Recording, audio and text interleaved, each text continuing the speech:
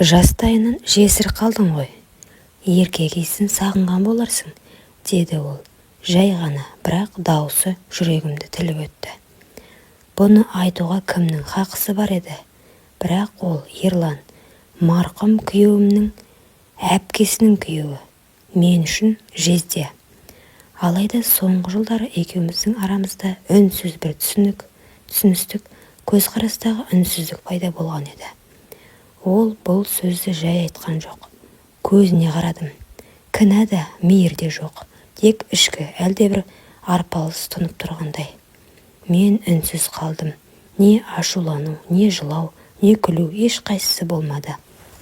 Себебі ішімде бұл ой баяғыдан бері жай ғана ұйықтап жатқан еді. Ол оятты, жауап бермедім. Жүрегімде әлдебір тыйым салынған есік сықырлап ашылып бара жатты. Сен де жалғыз, мен де жалғыз. Ерлан сол сөзді айтқаннан кейін бір сәт тыныштық орнады.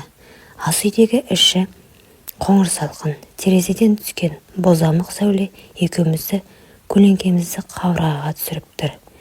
Мен сені ренжіткім келмеді, деді ол бір сәттен соң. Бірақ сен де жалғызсың, мен де жалғызбын.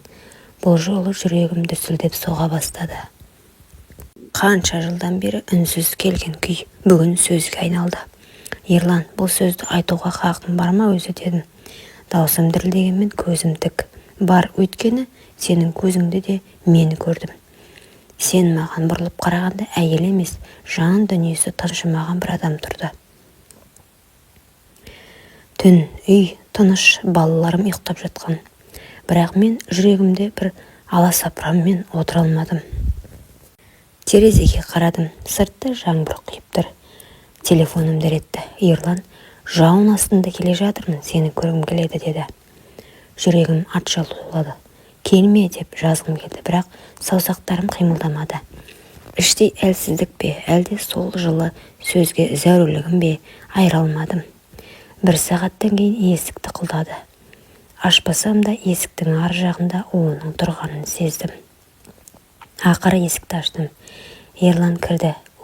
Көйлегі сол, шашы маңдайына жабысып тұр. Көзінде от емес күйік бар. Жауыннан емес, сенен паналасам деп едім, деді ол ақырын. Мен үнсіз тұрдым. Тек жүрегім ғана қаш деп соғып тұр. Бірақ денем қозғалмады. Ол бір қадам жақындады. Бір түн ештеңе өзгермесін, ешкімге де ештеңе айтпаймыз, тек тірі адамдай тыныстап көрейікші бір сәтке, деді даусы дірілдеп. Мен басымды шайқадым, бірақ көзім жасқа толды. Бұл жоқтықтың, жалғыздықтың, жаныма сіңіп кеткен тас қуыстың салдары еді.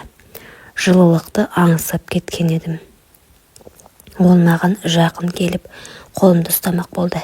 Бірақ мен шегіндім. Тоқта, бұл сезім бізді құлатады, ертең ұятқа қаламыз, дедім дірілдеп. Ұяттан бұрын жүрек өліп қалмай ма, деді ол. Ерлан жақындап жанымнан өтіп бара жатқан иісін сездім. Еркектің иісі, ұзақ жылдардан бері бойымнан өшіп кеткен, ұмыт бола бастаған сол иіс жанымды шымырлатты. Көзіміз түйісті. Сол сәтте бәрі үнсіз қалды. Уақыт, ой, күнә. Тоқта, дедім тағы да, бірақ даусыз, сенімсіз шықты.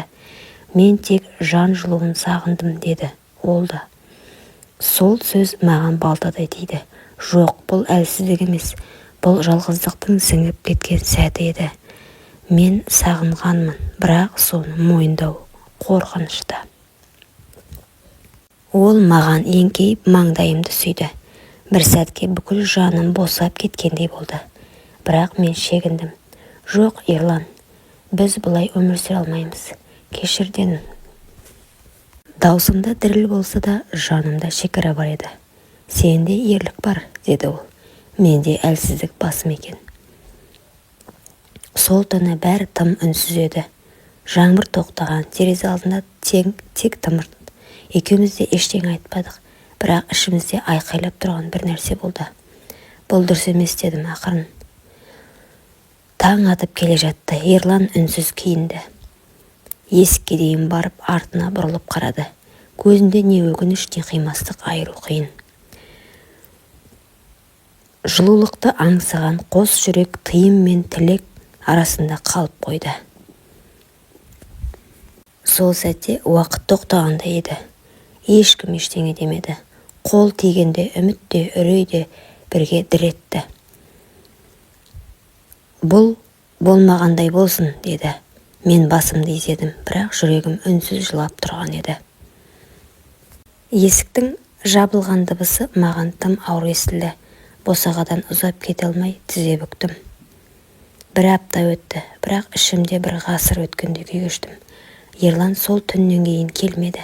Телефонда үнсіз, мен де үнсізбін. Көрші келіншек үйге кіріп, соңғы кезде Ерлан көп көрінетін болыпты сен жақта, деп астарсыз жымиып қойды. Сол сәтте жүрегім шым етті. Ауыздан шықпаған сыр көз қарасқа айналып кеткен екен. Көшеде келе жатсам, кейбірі артыма қарап сыбырласқандай болады. Түнде жалғыз қалғанда сол түн санамда қайталанып тұрады. Ерланның көзі, үнсіздігі, сосын есік жабылғандағы үн. Бірақ сол сәтте өзімнен жеркендім бе, әлде сағынама, айыра алмадым. Күн шыққанда Ерлан күтпеген жерден есігімнің алдында пайда болды. Оның көзінде өткеннің ауырлығы мен сөзсіз өкініші көрініп тұрды. Мен келдім, деді ол. Барлығы қиындап кетті. Сен де, мен де. Енді бұрынғыдай емеспіз. Мен ішімдегі дүрбелеңді ішімде ұстап тұра алмадым. Бізге бұл өмірде бәрін қайта бастау керек шығар, дедім мен. Иә, деді Ерлан. Бірақ әрқайсымыз өз жолымызды табуымыз керек. Бұл ең дұрысы. Біз ұзақ отырып, ақыры көзге жас алдық. Бір-бірімізге соңғы рет қарап, әркім өз өмірінің жолына бет алдық. Сол күннен бастап ешкімнің аузынан біздің аты жөніміз айтылмады. Біз өз таңдауымызды жасадық, және ол таңдау екеуміз үшін де ең ауыр, бірақ ең әділ шешім болды. Ерланмен өткеннің көлеңкесін артта қалдыру қиын болса да, мен оны кешіре білдім. Өткен өткенде қалды. Жастай жесір қалу ауыр сынақ, алайда сол сынақтан өтіп, өзіңді жоғалтпау нағыз ерлік екен. Жылулыққа зәру болған адам алдымен өзін жылыта білу керек.